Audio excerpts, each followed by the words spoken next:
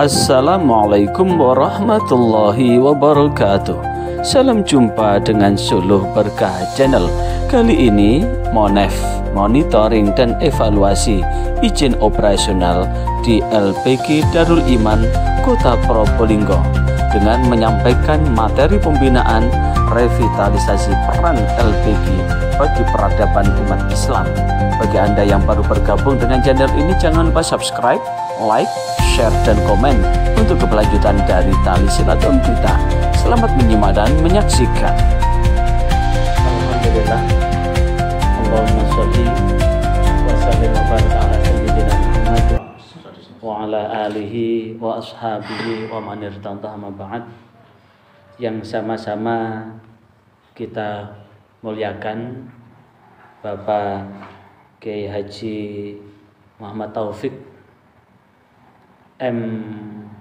MH, MPD dan calon dokter Kasih PD Pontren Kota Probolinggo beserta tim dari PD Pontren Kemenang Kota Probolinggo yang saya hormati Kepala TPG dan Asatid dari TPG Darul Iman, dan yang kami banggakan anggota tim pendidikan Al-Quran PD Pontren Kanwil Kementerian Agama Provinsi Jawa Timur.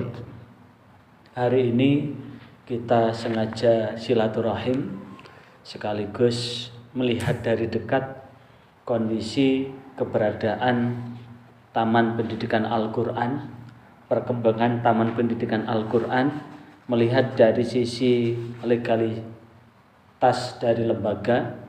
Alhamdulillah, kalau kita lihat ini TPG ini juga sekaligus membimbing untuk menghafal Al-Quran ya, karena Ustadz Satria Romaldoni Andrian Syah sekaligus ketua pengurus ketua FKBG kota ya, ketua forum komunikasi pendidikan Al-Quran kabupaten kota kecamatan, sekaligus penyuluh P3K, penyuluh agama dengan jabatan fungsional penyuluh ahli pertama. Walaupun P3K gajinya juga sama dengan, karena sama-sama ASN-nya. Dan mudah-mudahan ini akan membawa lebih bersemangat. Dan ini karena Ustadz Satria ini juga hafid, maka internalisasi lahan perjuangan langsung ambil dari sini. Jadi kegiatan kepenyuluhannya gerakkan seluruh lembaga pendidikan Al-Quran. Apalagi karena walaupun di satu sisi TPG Darul Iman ini menggunakan salah satu metode, maka dalam gerak satu kecamatan maka himpun lembaga-lembaga yang ada itu gerakkan dengan satu persepsi yang sama. Apalagi forum komunikasi itu adalah ada 3 hal. Yang pertama adalah menyamakan visi misi yang sama dalam pemberantasan buta aksara Al-Quran. Yang kedua, manakala terjadi problem dan masalah, maka ini sekaligus sebagai apa? Sebagai ajang untuk problem solving. Dan yang ketiga, menyepakati ada standar yang sama. Boleh TPG itu menggunakan metode apapun, tapi coba disamakan persepsi yang sama, output untuk mengentaskan, output untuk mengantarkan santriwan-santriwatinya ukurannya sama. Bagaimana ukurannya sama? Maka menggunakan standar LPTQ, Lembaga Pengembangan Tilawatil Quran. Nah, kalau kemudian menggunakan standar LPTQ, taruhlah santri yang akan diuji. Karena sebetulnya ketika ada guru ada uji kompetensi kan? Sekarang karena sudah muncul kata-kata uji kompetensi. Berbicara tentang uji kompetensi yang pertama kali itu ya baca tulis Al-Quran. Kenapa? Saya katakan bahwa belajar membaca Al-Quran itu adalah melalui uji kompetensi. Buktinya apa? Contoh ketika kita di pondok. Saya dulu belajar Fatihah aja 1 bulan. Kalau ini belum lulus, belum naik. Waktu kita belajar metode Al-Baghdadi, alif, ba, ta, fa, jim, ha, kha, dal, zal, dan seterusnya, kalau belum selesai ini, kan belum dikenalkan alif, fathah, a, dan seterusnya. Kalau ini belum selesai, maka belum diajari gandeng. Maka tuntas dulu, berkompeten dulu. Setelah berkompeten, baru naik. Jadi sebetulnya, pengenalan uji kompetensi itu ada di baca bimbingan membaca Al-Quran, di BMK, bimbingan membaca Al-Quran. Kenapa? Kalau belum berkompeten maka belum naik. Maka alangkah indahnya jikalau TPQ 1 dengan yang lain, apapun metodenya, kumpulkan jadi satu. Sepakati bersama supaya apa? Bahwa lulusan kita SKL-nya, kan ada SKL, standar kompetensi lulusannya menggunakan standar LPTQ. Jadi disuruh baca, salahnya berapa kan? Sehingga dari sekian, dari makro sekian sudah dipilih. Anggap saja mereka ini sedang lomba, sehingga benar dikurangi salah kan? Berapa kali salah? Maka inilah yang kemudian menjadi nilai akhir. Begitu pula gharibnya pun begitu, hafalannya pun begitu. Kalau standarnya sama dan satu TPQ dengan yang lain sama, enak. Sehingga ketika ada satu santri tidak betah di TPQ A, bisa pindah ke TPQ B, tidak perlu ngulang lagi. Tapi karena ini era emis ya, di era emis, maka tentu sekarang harus ada sepakat. Jangan gampang-gampang menerima santri jikalau tidak ada surat mutasi. Kenapa? Kalau dia keluar dari TPQ A pindah ke TPQ B, sementara dia sudah terdaftar di emis TPQ A, tidak bisa masuk ke TPQ B. Harus dikeluarkan dulu dari TPQ A, baru bisa masuk ke TPQ B.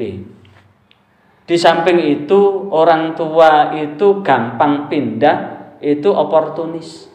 Kenapa oportunis? Di TPQ A nunggak sekian bulan ditagih, akhirnya pindah. Di sini juga nunggak lagi, dipindah, ditagih, akhirnya pindah ke TPQ C. Begitu akhirnya apa? Tidak selesai belajarnya. Sehingga dengan demikian, maka melalui forum ini buat kesepakatan, ojo gampang-gampang nompo santri jikalau tidak ada secara surat yang memutasikan santri itu. Sekaligus ini ada satu gini, ini bagus, saya kira bagus. Pas acara monitoring begini, saya di Pacitan ada salah satu TPQ. Di salah satu TPQ itu, jadi kalau ada santri datang ke TPQ, orang tuanya tidak datang, belum diajar ngaji dulu.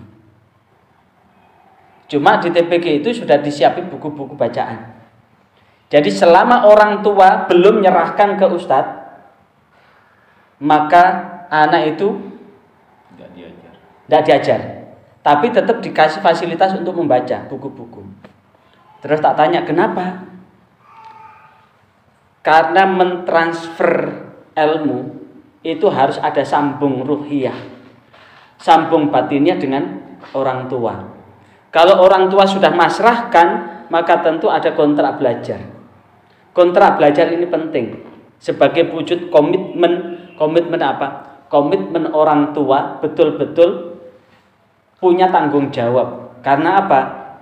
Bahasa sederhana, kalau saya pinjam bahasa Surabayaan, wong gawene gak tau njaluk digawekno tanggane, gak tau njaluk digawekno gurune. Begitu karek nyelametno anak dari api neraka diserahkan ke orang lain. Dan yang paling sering terbalik itu kan ya, le ono anake nakal sing disalahno siapa? Ustadznya. Mesti ustadze sing disalahno. Ono anake nakal mbleset bedike kon iku le diulang sapa, gurumu iku le sapa. Lek begitu ada anak yang prestasi, anak kowe. Padahal tidak pernah ngajar itu. Begitu menepuk dada, anakku Nah, mestinya dibalik, karena yang ketika dituntut ke neraka siapa? Orang tua. Bukan gurunya, tapi orang tua. Ada kan hadisnya. Jadi ada orang tua di depan pintu neraka, ada teriakan di dalam neraka, kemudian dia protes. Orang itu jangan engkau biarkan masuk surga. Apa yang terjadi? Protes karena tidak pernah dibimbing untuk bisa mengenal mana yang baik dan buruk. Akhirnya orang tua yang ada di depan pintu surga akhirnya akan nyusul anaknya ke dalam neraka. Begitu pula kan ada hadisnya. Ada anak di depan pintu surga karena orang tuanya ada di dalam neraka. Anaknya kan tidak mau masuk neraka, tidak mau masuk surga kan? Sampai sebelum orang tuanya nyusul kan? Sebelum orang tuanya nyusul. Kenapa? Long bapakku sampai mlebu neraka lho gak kau bersolat. Karena apa? Karena betul-betul bekerja keras ingin mencukupi kebutuhan. Maka inilah yang kemudian kenapa Rasulullah itu doanya Allahumma ahyini miskinan wa amitni miskinan wahsyurni fi zumratil masakin yaumal qiyamah. Ya Allah, hidupkanlah aku dalam keadaan miskin, matikan aku dalam keadaan miskin, dan kumpulkan dengan orang miskin pada hari kiamat. Dan ini membuat heran Aisyah. Kenapa orang itu kepingin berlomba-lomba menjadi orang kaya? Tapi kenapa Rasulullah doa begitu? Ternyata jawabannya cukup telak, bahwa perbedaan orang kaya dan orang miskin adalah annahum yadkhulunal jannah qabla aghniyaihim, karena orang miskin itu masuk surga sebelum orang kaya mereka arba'ina khariqan, 40 musim gugur, 40 musim, berarti 40 tahun. Dan 40 tahun di akhirat, satu hari di akhirat kalau kita pakai surah Al-Hajj, wa inna yauman inda rabbika ka'alfi sanati mimma ta'udun. Satu hari di akhirat kan sama dengan 1000 tahun. Kalau dihitung bedanya orang kaya dan orang miskin adalah 14,67 tahun. 14,67 juta tahun. Bedanya orang kaya dan orang miskin masuk surga. Nah, 14,6 juta tahun itu padahal itu orang kaya yang cari yang halal. Orang kaya yang enggak korupsi, orang kaya yang enggak menyakiti orang, itu aja 14,6 juta tahun. Makanya Rasulullah kan orang kaya raya. Tapi kenapa? Begitu wafat enggak punya apa-apa. Karena apa? Saking kepinginnya ada di surga pertama kali. Makanya itu di dalam Riyadhus Shalihin kan bahwa orang yang pertama diizinkan Allah untuk bangkit lebih dulu Rasulullah. Orang yang pertama diizinkan untuk sujud pertama kali Rasulullah.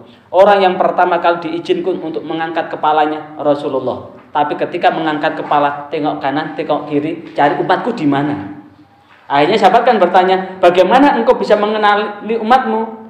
Maka aku mengenali umatku dari Nabi Nuh sampai zamanku adalah dari wajah-wajahnya yang bersinar dari bekas wudunya. Nah, siapa yang ngajari? Guru-guru Quran. Guru-guru Quran. Dan ini harus betul-betul direvitalisasi. Artinya apa? Saya titipkan jenengan bagaimana lembaga pendidikan Al-Quran ini sebagai base camp pertama dalam membentengi akidah, ibadah dan akhlak. Karena bagaimanapun juga akhlak anak-anak kita ini kan terangkat dari TPQ, diakui atau tidak terangkat dari TPQ itu. Anak mengenal jilbab busana muslim dari TPQ. Sebelum itu, di era dulu, sebelum reformasi dulu, Masya Allah, cara orang jilbab aja susah. Sekarang kan, kalau ada seorang muslimah tidak pakai jilbab kan asing. Dulu, pakai jilbab malu banget itu. Sampai-sampai dulu anaknya diantar ngaji pakai jilbab, sementara ibunya pakai zugensi, pakai celana pendek. Itu kalau di kota. Nah, artinya ini sebagai perangkat penting, sekaligus ini nanti tolong. Tadi kan tanya tentang ada TPQ, sudah ngajukan berkali-kali. Makanya ini nanti Insya Allah nanti ya sesuai dengan arahan Pak Kapi sebelumnya, nanti data-data yang emis itu kan akan dipersentase kan. Siapa kan emisnya yang paling bagus itu porsinya lebih banyak. Porsinya lebih banyak. Nah, ketika sudah dapat porsi, nanti akan dikembalikan ke daerah mana yang mendapatkan skala prioritas. Maka skala prioritas nanti forum ini kan tahu ini TPQ betulan apa TPQ? Bala-bala. Ya. Soalnya ada laporan ke saya, ada TPQ, ndak ada operasionalnya, lembaganya ada papannya, ndak ada kegiatan mengaji, ndak kelihatan santri keluar masuk, tapi dapat insentif. Setelah itu Pak Tris tak suruh, coba tolong ini dilihat, ternyata di emisi itu ada santrinya, ustadznya ada. Pertanyaannya, mosok sing mulang itu golongan jin, mosok santrinya golongan jin. Wong nama ustadz sama santrinya itu ada di emis itu, jumlahnya juga ada. Makanya Dani kok sampai lolos gitu loh, kok sampai lolos, ada apa? Yang jelas bukan dari Probolinggo, dari kampung sana, bukan dari Probolinggo. Makanya ini saya sempat sama Pak Alvan, nanti kita kunjungi ke sana. Ya barangkali nanti kita temui apa itu santri gaib gitu loh. Nanti urusan gaib nanti bagiannya PWI nanti. Pejuang Wali Songo Indonesia nanti untuk mencari yang gaib-gaib itu.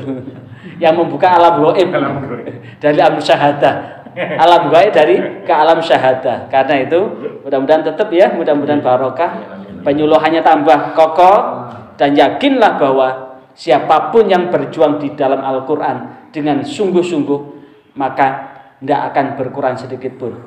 Contoh Ustadz Muzaki ini berapa tahun mengajar Quran? 11. Tapi Allah mengangkat derajatnya dengan caranya Allah itu.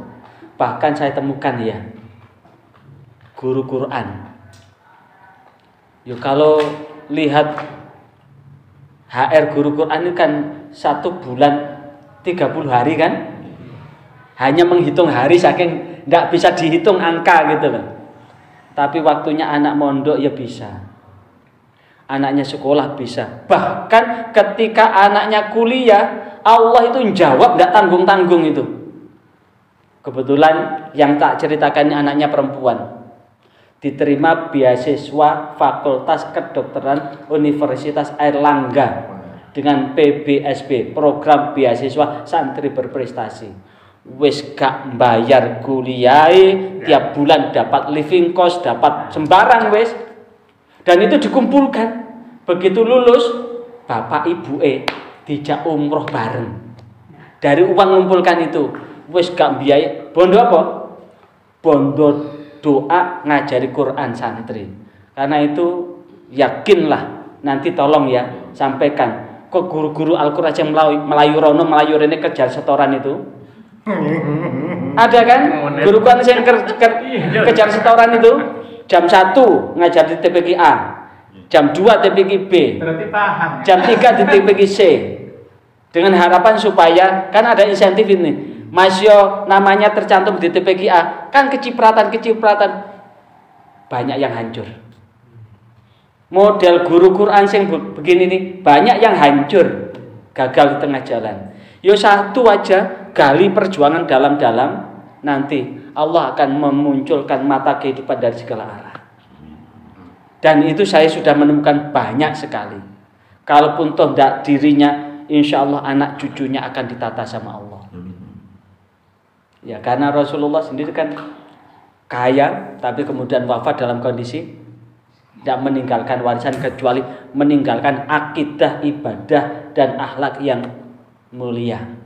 Dan ini mudah-mudahan kita tetap menjadi umat Rasulullah SAW.